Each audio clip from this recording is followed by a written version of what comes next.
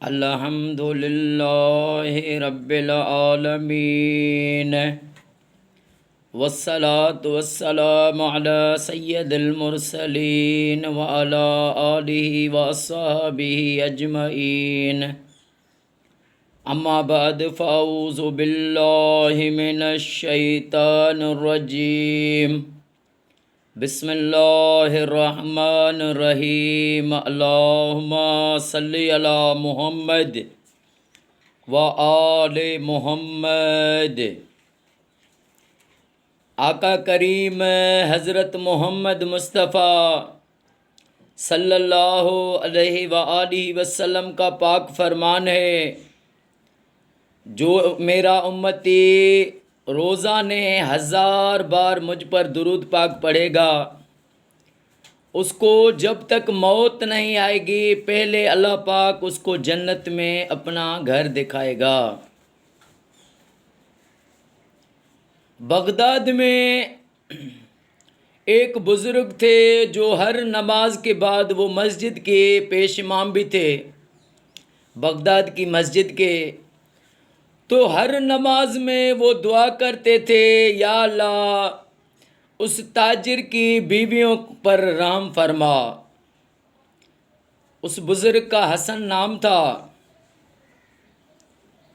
ایک بار اس کے شاگرد نے پوچھا کہ حضرت آپ ہر وقت یہ دعا مانگتے ہیں کہ یا اللہ اس تاجر کی بیویوں پر رحم فرما، اس کا کیا راز ہے؟ تو بزرگ نے فرمایا کہ ایک تاجر تھا جو व्यापार کے لحاظ سے شام جاتا تھا، اس کی اولاد نہیں تھی۔ تو اس نے کیا کیا، ایک بار جب شام میں آیا تو وہاں پر اس نے دوسری شادی کر لی۔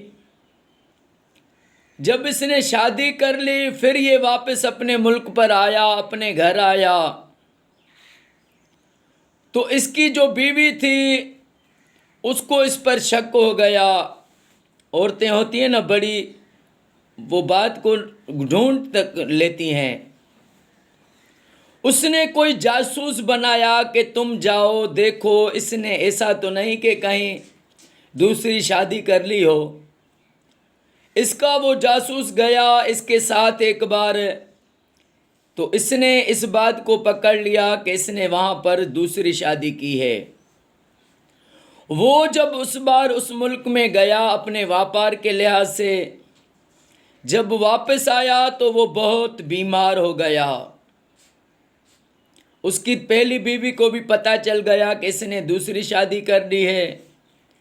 جب یہ بیمار ہو گیا تو اس کی بیماری اتنی شدت اختیار کر گئی کہ آخر یہ فوت ہو گیا۔ جب فوت ہو گیا تو اس کی جو بیوی تھی وہ بڑی احساس والی تھی، اس میں بڑا احساس تھا، وہ اللہ کی نیک بندی تھی۔ اس نے کہا اس نے دوسری شادی کی ہے تو اس کی جو جائیداد ہے اس میں سے اس کا حق بنتا ہے کہ میں اس کے پاس لے جاؤں اور اسے دے کر آؤں۔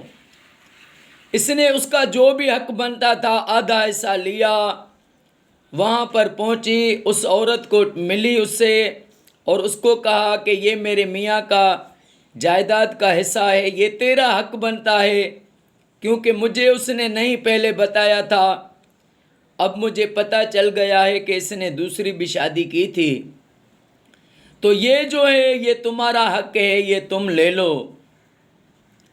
تو وہ عورت وہ بھی رحم دل تھی، اس نے کہا کہ یہ جب آخری بار آیا تو اس نے مجھے بتایا تھا کہ میں بہت بیمار ہوں اور مجھے حکیموں نے بتایا ہے کہ تم بچو گے نہیں، اور اس نے مجھے جو میرا حصہ بنتا تھا وہ مجھے دے کر چلا گیا تھا، لہٰذا یہ جو تم میرے لیے لے کر آئی ہو یہ اپنا واپس لے جاؤ، یہ تمہارا حق ہے۔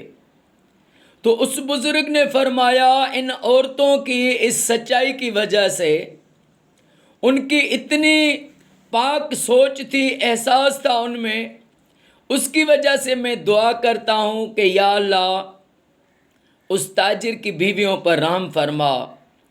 تو دیکھیں تاریخ میں ایسے بھی واقعات ملتے ہیں، اور کوئی تو ایسے لوگ ہوتے ہیں کہ کسی مرے ہوئے کا بھی حق کھا جاتے ہیں، اور کھا جاتے ہیں تو پھر وہ مانتے بھی نہیں، اتنا ان کو جو ہے دنیا کی محبت نے گمراہ کر رکھا ہے۔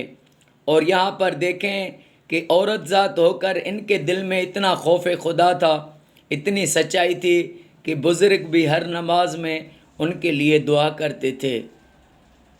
اللہ پاک ہمیں ان قصوں کو سمجھنے کی سعادت دے ہر مسلمان کو، اور اللہ پاک ہمیں ساری زندگی اپنے لجپال آقا کریم نبی حضرت محمد مصطفیٰ صلی اللہ علیہ وآلہ وسلم پر درود پاک پڑھنا نصیب فرمائے۔ اللہ پاک میرے آقا کی امت ساری کو فرقہ وارت سے بچائے، ساری دنیا میں جہاں بھی مسلمان مومن رہتے ہیں اللہ سب کو یہ سعادت دے کہ وہ اپنے گھر میں لاکھ درود پاک پڑھوائیں۔ السلام علیکم ورحمۃ اللہ وبرکاتہ۔